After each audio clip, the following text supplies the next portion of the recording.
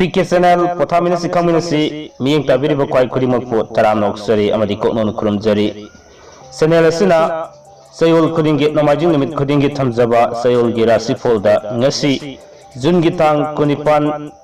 gi ayuki matam asidagina lakadariba July gi tang 5 nomajing numit ki ayuk phawbagi oiba Chayolgee Rashifal ni miyamda khudol tamjagadorise channel asina nomajing numit khudingee thamjariba Chayolgee Rashifal ngasigi oina miyamda khudol tamjarage miyeng taminase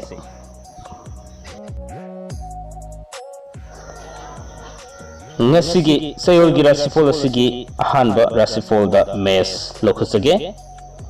haksang nungaifam khangdaba suram satlam khangdaba matamni 19 isor seba pungisei lila falada henjinna khanjinba matam amani loinana wapang tengbang lamjing lampak pamba matam su oiri khanthaba watpa leitadaba pukning tayang ta soiba matamni lamnu chatpa kanapam khangloi sasan jiba panba marai taba piri mi tinaba thabakti ohongba leiroi mahiroigi oina pandam leitaba matamni aduga pakhang lesabi singi oina mapam sak susada mawa sak susada haiba matamni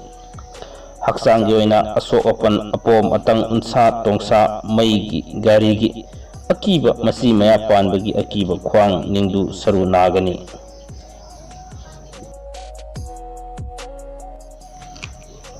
ani subada bes lokhasage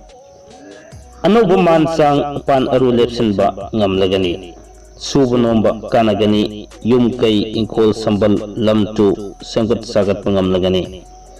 thajadana lan fangduna hiyai pan aru lepsin busu ngamlagani adubu mangkraba lan sing hanjil busu dumak ngamlagani isa inaigi marida saukhatpa ngamlagani ijat sanman fangba sagai ngai saukhatpa amadi sauthoko piri imung ingna sikna lamina jaba ngamlagani mahiroi singi oina budi losing hengatpa piri pakhang lesabi singi oinadi thamoigi aningba apamba phongdok saba ngamlagani haiba matamni haksangi oina khwang ninggi saruk makai amadi khoirin chirin nuairoi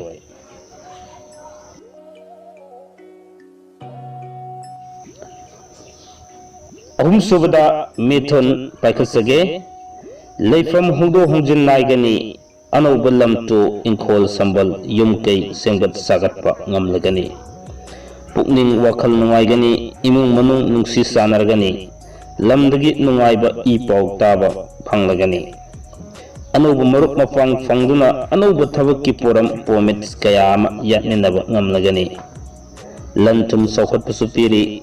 mi tinaba thabak karbar saukhatpa nungaiba oiragani mahiroi singi oina ahenba anoba gyan loksing tansinba ngamba matamni pakhang lesabigi oina ningjaba asa nungsi waithung nujaba matamni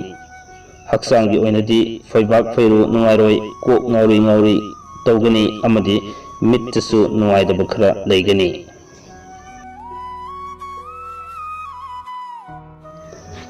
marisubda karkat lokatsage pukning langba mawon khanganba ningjing mangjinaba matam oi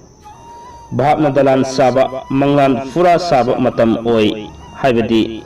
matam ayambada mondrang sanadunasu leigani mina haiba wa thajadaba matamni lam chatningba yum leiningdaba matam su oi leirak konsang chatningba matamni matam lenbada waduna koisat chatuna leiningdu matam su oi phana khanba ngamdaba matam su oigani khar section leiba fai maruk mapang maram saduna muknaba yetnaba matamni mahiroi singi oina sarang naba langtak naba oigani aduga pakhang lesabi singi oinadi lok amada kai ani kunba tagani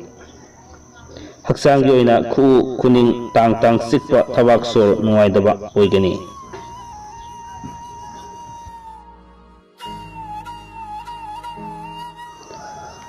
mathangda singha lokhasage maruk mapang sagai ngai ina kalak yengchinaba leigani migi minu sangba piri ikha thaba singi marida pendaba nunangba oigani सा सन जीव Panba गारीना सिंबगी मरीदा पेंदबा नुनांगबा लेगनी lump चतुना लन तानबा कानगनी थाजदबा लन फंगदुना नुंगाइबा खरदि फंगनी अदुबु खंगौदबा थाजरुदबा थबक क्या पाइखतबा ngambagi asasu fangani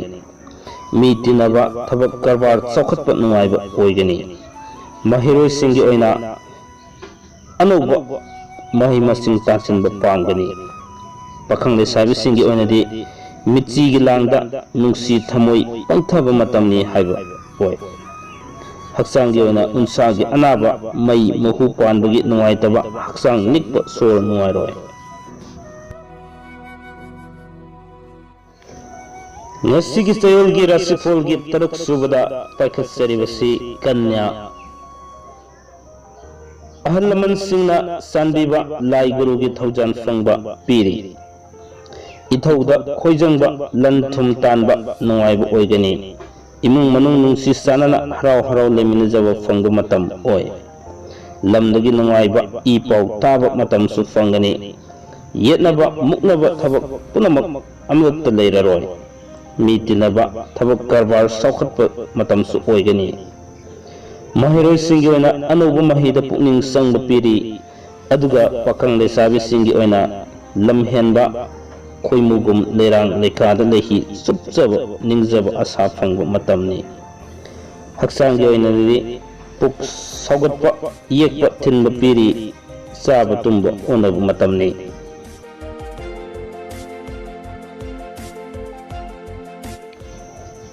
hausi amuk tulla paikasage anuba man sang lepsinba ngamlagani mangkhrabalan hanjinba ngamba matam su oi yetnaba muknaba thabak mangal oiba piri mai pakpa piri sasan jiba panba garina singbu singi kana oijaba matamni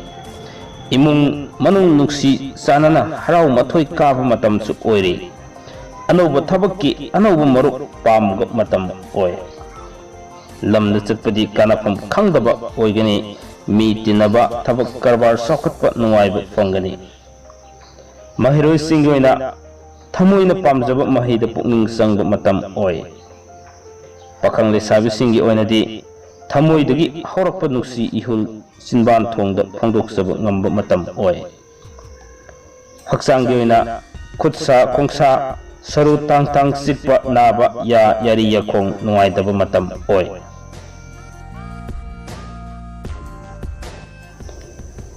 nipan subada brisix lokutsage ichilinau yetnaba muknaba thajanadaba matam oi yum kai inkol sambal lamtu muknaba yetnaba matam oigani sa san jiba panba garina singbagi wathok lanthok mayoknaba matam oigani haukraba matam ningsing lurga thamoida pendaba koirang khoisaunaba matam oigani yumda leining loi leirak konsangna satningba mina yengsinba matam oi khara section na leiba fai mahiroi singi oina wakhal losing thoktaba oigani pakhang lesabi singi oina jagoi haitraga sumangda tainai haiba matamni haksangi oina thajin thabak sakhau नुंगाइरoi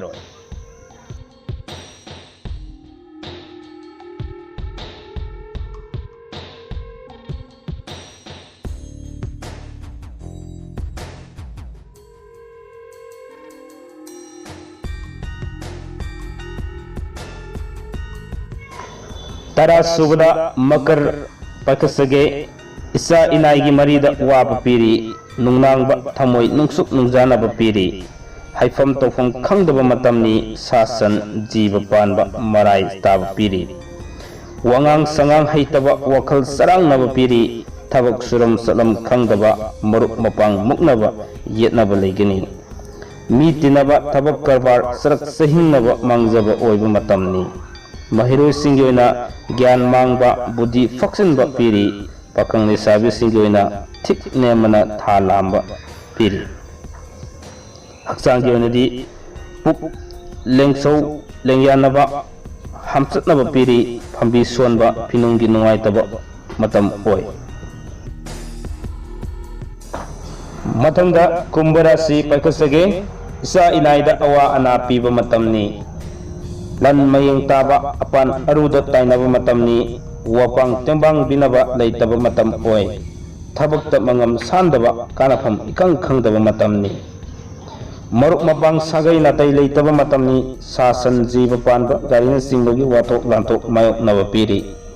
mi tinaba thabak karbar pangpangde sarak sahing naba oigani mahiroi singoina pangde mahida thintaba leigani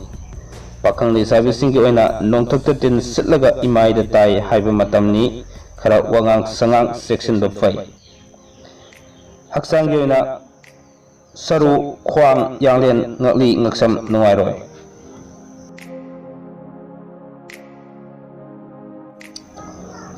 ngasigi Chayolgee Rashifal sigi aroiba Rashifal da minna imung manung wakal tinaroi kanfam khangdaba oigani thabakta mangam sandaba tofam khangdaba ningjaba mangjaba matam oi sel thum haigongnaba lakpaga chatpaga manadaba oigani sasan jiba panba garina chingba marida wathok lanthok mayoknaba leigani khara section na leiba fai laitin isor saba pung isai lila fala sana khonabada thawai yauringai isagi ithauda khoijangba watgani mahiroi singi oina wakhal thokdaba hainingdaba oigani pakhang lesabi singi onadi watona wanglaga kwakna phamde I haiba matam oi aduga haksangi onadi thajin thaba phirak masinga nuairoi ngasigi damutadi Chayolgee Rashifal matang asai losin janabagi tanjadu jorokle mathangi Chayolda namaljing namitta amuk anauba Chayolgee Rashifal amamuk puduna laksage matamada fawbugi oinadi kaina naba yatin najari pinabirasi